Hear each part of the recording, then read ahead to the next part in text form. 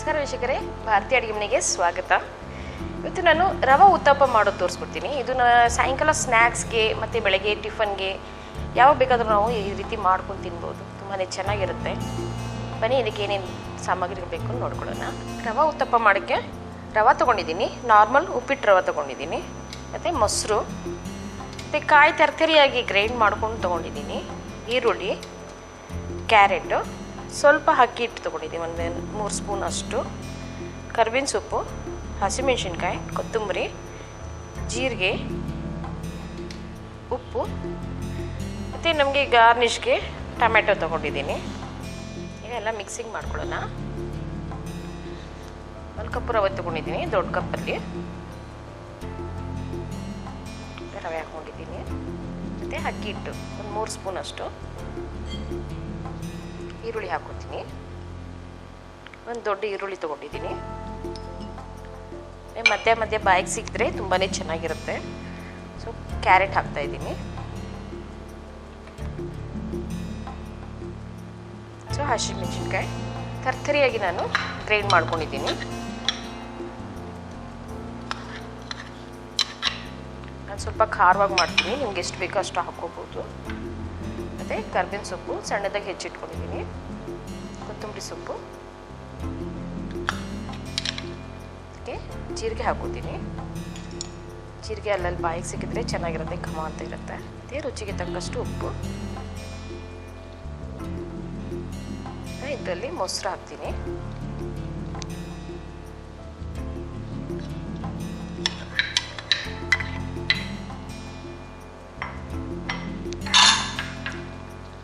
ಜೊತೆಗೆ ಕಾಯಿ ತುರಿ ಕೂಡ ಹಾಕ್ತೀನಿ.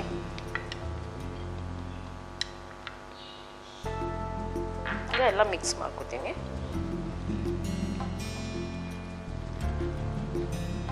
ಸ್ವಲ್ಪ ನೀರು ಹಾಕೋತೀನಿ.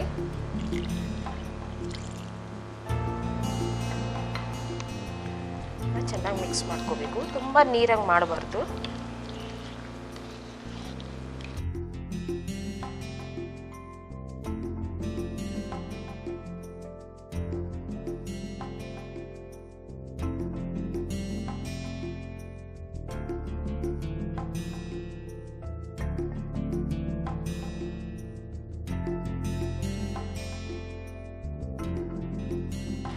ಇದು ಮಿಕ್ಸ್ ಆಗಿದೆ. ಒಂದು 10ರಿಂದ 15 ನಿಮಿಷ ಆದರೂ ಇದನ್ನು ನೆನೆಗೆ ಬಿಡಬೇಕು. ಒಂದು ಅರ್ಧ ಗಂಟೆ ನೆನೆಗೆ ಬಿಟ್ಟರೆ ಚೆನ್ನಾಗಿರುತ್ತೆ. ಈಗ ನಾನು ಒಂದು 10 ನಿಮಿಷ ನೆನೆಗೆ ಬಿಡ್ತೀನಿ. ಈಗ ಒಂದು 10 ನಿಮಿಷ ಆಗಿದೆ. ಸ್ವಲ್ಪ ಥಿಕ್ನೆಸ್ ಬಂದ್ಬಿಟ್ಟಿರುತ್ತೆ.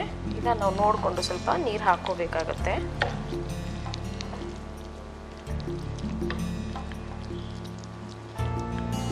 ಸ್ವಲ್ಪ ನೀರು ಹಾಕೋತೀನಿ.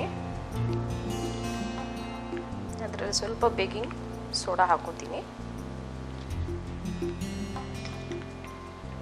ಈಗ ಚೆನ್ನಾಗಿ ಮಿಕ್ಸ್ ಮಾಡ್ಕೋಬೇಕು. ಸೊ ಇದು ರೆಡಿಯಾಗಿದೆ.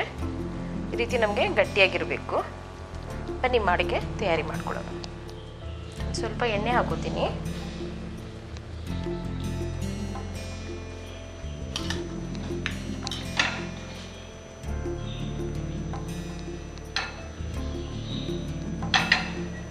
ಮಿಕ್ಸ್ ಮಾಡಿರೋ ರವಾ ಬ್ಯಾಟರ್ ಹಾಕೋತೀನಿ.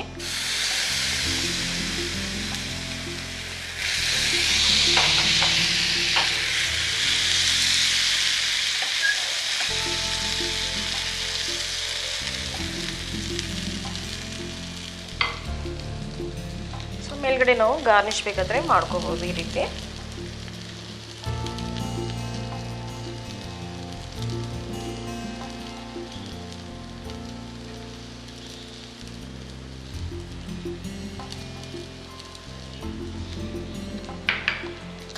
ಮೇಲ್ಗಡೆ ಸ್ವಲ್ಪ ಎಣ್ಣೆ ಹಾಕೋತೀನಿ. ಫುಲ್ ಕಮ್ಮಿ ಉರಿಯಲ್ಲಿ ಇದನ್ನು ಮುಚ್ಚಿಡಬೇಕು. ಈಗ ಕಮ್ಮಿ ಉರಿಯಲ್ಲಿ ಇಟ್ಟಿದ್ದೀನಿ.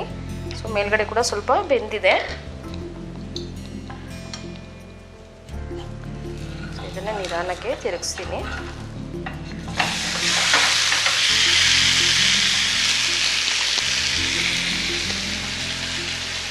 ಸ್ವಲ್ಪ ಎಣ್ಣೆ ಹಾಕೋಣ.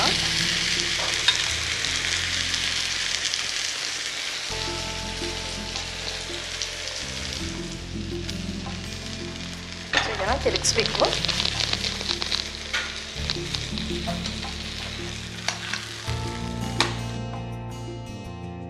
ಸೊ ಇದು ಆಗಿದೆ, ತೆಗ್ಬಿಡೋಣ.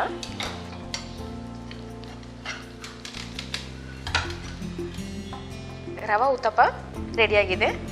ತುಂಬಾ ಟೇಸ್ಟಿಯಾಗಿರುತ್ತೆ. ಇದು ನಮಗೆ ನಾಷ್ಟಾಗೆ ಚಟ್ನಿ ತೊಗೋಬೋದು, ಅಥವಾ ಈವ್ನಿಂಗ್ ಸ್ನ್ಯಾಕ್ಸ್ ಬೇಕಂದರೆ ನಾನು ತಂದೂರಿ ಸಾಸ್ ತೊಗೊಂಡಿದ್ದೀನಿ. ಇದ್ರ ಜೊತೆ ಕೂಡ ತುಂಬಾ ಚೆನ್ನಾಗಿರುತ್ತೆ. ನೀವು ಟ್ರೈ ಮಾಡಿ, ಸಬ್ಸ್ಕ್ರೈಬ್ ಮಾಡಿ, ಲೈಕ್ ಮಾಡಿ, ಕಮೆಂಟ್ಸ್ ಕೊಡಿ. ನನ್ನ ರೆಸಿಪಿ ನೋಡೋದ್ರಿಂದ ನನ್ನ ಕಡೆಯಿಂದ ನಿಮಗೆ ಧನ್ಯವಾದ.